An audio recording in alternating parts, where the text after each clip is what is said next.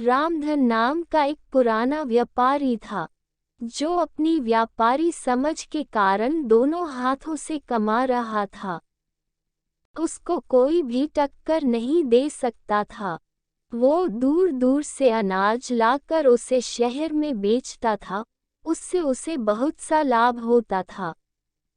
वो अपनी इस कामयाबी से बहुत खुश था, इसलिए उसने सोचा व्यापार बढ़ाना चाहिए और उसने पड़ोसी राज्य में जाकर व्यापार करने की सोची। दूसरे राज्य जाने के रास्ते का मानचित्र देखा गया, जिसमें साफ साफ था कि रास्ते में एक बहुत बड़ा मरुस्थल है।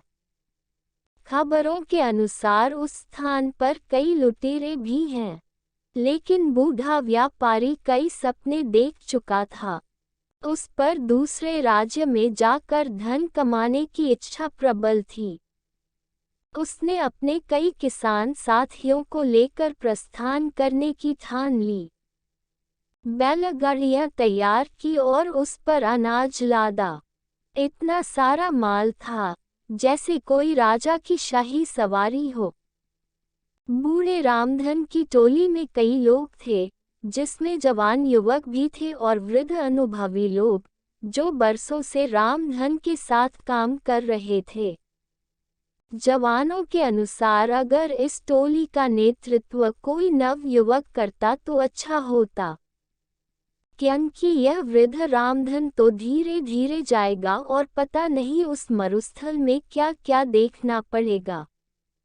तब कुछ नौजवानों ने मिलकर अपनी अलग टोली बना ली और स्वयं का माल ले जाकर दूसरे राज्य में जाकर व्यापार करने की ठानी। रामधन को उसके चहेते लोगों ने इस बात की सूचना दी। तब रामधन ने कोई गंभीर प्रतिक्रिया नहीं दिखाई। उसने कहा, भाई, सबको अपना फैसला लेने का हक है। अगर वो मेरे इस काम को छोड़ अपना काम शुरू करना चाहते हैं, तो मुझे कोई आपत्ति नहीं है। और भी जो उनके साथ जाना चाहता हो, जा सकता है। अब दो अलग व्यापारियों की टोली बन चुकी थी, जिसमें एक का नेतृत्व वृद्ध रामधन कर रहे थे और दूसरे का नेतृत्व नवयुवक गणपत कर रहा था। दोनों की टोली में वृद्ध एवं नौजवान दोनों सवार थे। सफर शुरू हुआ। रामधन और गणपत अपनी अपनी टोली लेकर चल पड़े।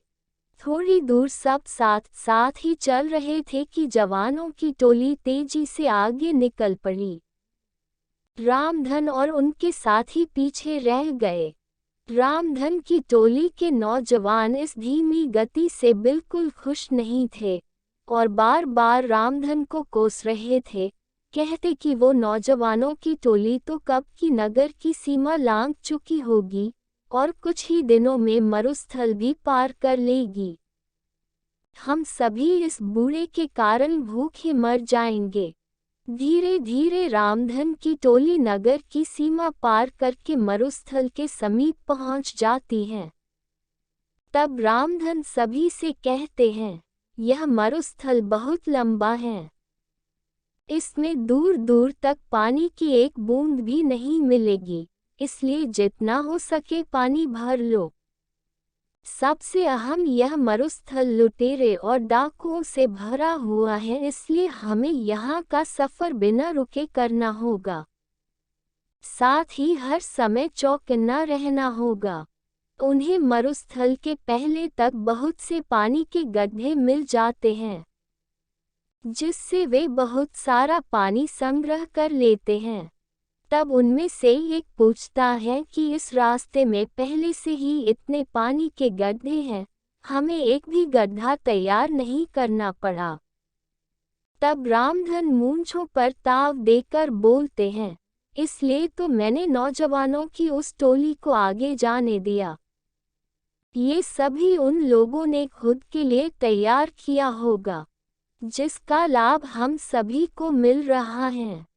ये सुनकर टोली के विरोधी साथी खिंचवा जाते हैं और अन्य रामधन के अनुभव की प्रशंसा करने लगते हैं। सभी रामधन के कहे अनुसार बंदोबस्त करके और आराम करके आगे बढ़ते हैं।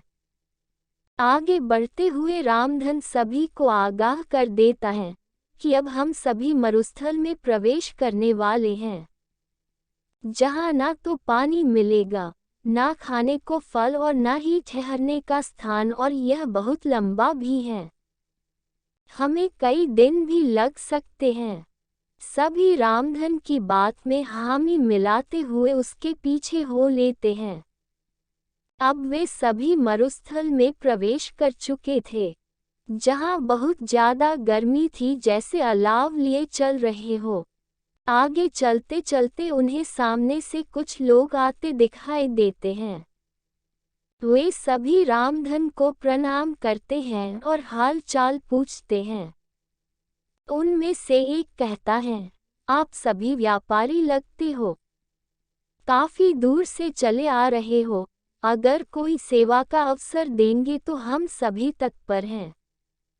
उसकी बातें सुन रामधन हाथ जोड़कर कह देता है कि भाई, हम सभी भले चंगे हैं।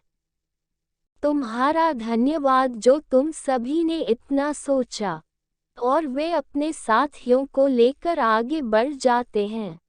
आगे बढ़ते ही टोली के कुछ नवयुवक फिर से रामधन को कोसने लगते हैं कि जब वे लोग हमारी सहायता कर रहे हैं तो इस वृद्ध रामधन को क्या परेशानी है। कुछ दूर चलने के बाद फिर से कुछ लोग सामने से आते दिखाई देते हैं, जिनके वस्त्र गीले थे। वे रामधन और उसके साथियों को कहते हैं कि आप सभी राहगीर लगते हो और इस मरुस्थल के सफर से थके लग रहे हो। अगर आप चाहो तो हम आपको पास के एक जंगल में ले चलते हैं, जहाँ बहुत पानी और खाने को फल हैं। साथ ही अभी वहाँ पर तेज बारिश भी हो रही है। उसी में हम सभी भीग गए थे।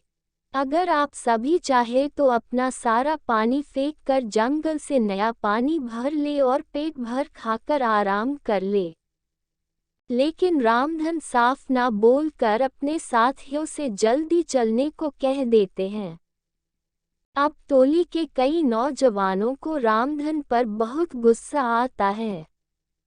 वे उसके समीप आकर अपना सारा गुस्सा निकाल देते हैं और पूछते हैं कि क्यों वे उन भले लोगों की बात नहीं सुन रहे, क्यों हम सभी पर जुल्म कर रहे हैं। तब रामधन मुस्कुराते हुए कहते हैं कि वे सभी लुटेरे हैं, हमसे अपना पानी फेंकवा कर हमें निस्सहाय करके लूट लेना चाहते हैं और हमें यही मरने छोड़ देना चाहते हैं। तब वे नवयुवक गुस्से में दांत पीसते हुए कहते हैं कि सेठ जी, तुम्हें ऐसा क्यों लगता है। तब रामधन कहते हैं कि तुम खुद देखो, इस मरुस्थल में कितनी गर्मी है। क्या यहाँ आसपास कोई जंगल हो भी सकता है। यहाँ की भूमि इतनी सूखी है कि दूर दूर तक बारिश न होने का संकेत देती है। यहाँ एक परिंदे का घोंसला तक नहीं, तो फल फूल कैसे हो सकते हैं।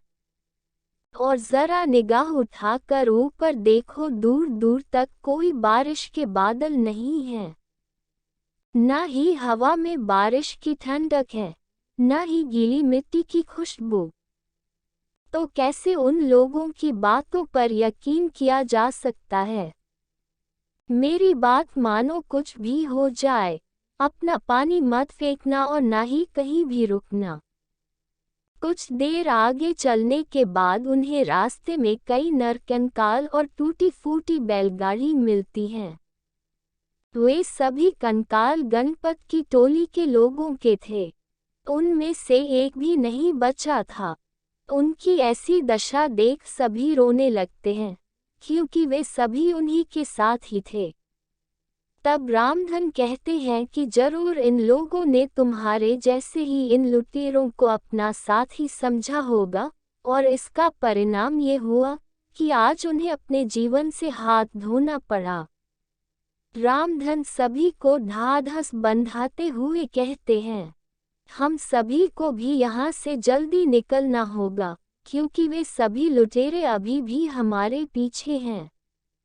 प्रार्थना करो कि हम सभी सही सलामत यहाँ से निकल जाए। शिक्षा कहते अनुभव की कंघी जब काम आती है जब सर पर कोई बाल नहीं बचता, अर्थात अनुभव उम्र बीतने और जीवन जीने के बाद ही मिलता है। अनुभव कभी भी पूर्वजों की जागीर में नहीं मिलता। जैसे इस कहानी में नौजवान में जोश तो बहुत था, लेकिन अनुभव की कंघी नहीं थी, जो कि रामधन के पास थी, जिसका उसने सही समय पर इस्तेमाल किया और विपत्ति से सभी को निकाल कर ले गया। शिक्षा यही है कि किसी काम को करने के लिए जोश के साथ अनुभव होना भी अत्यंत आवश्यक है।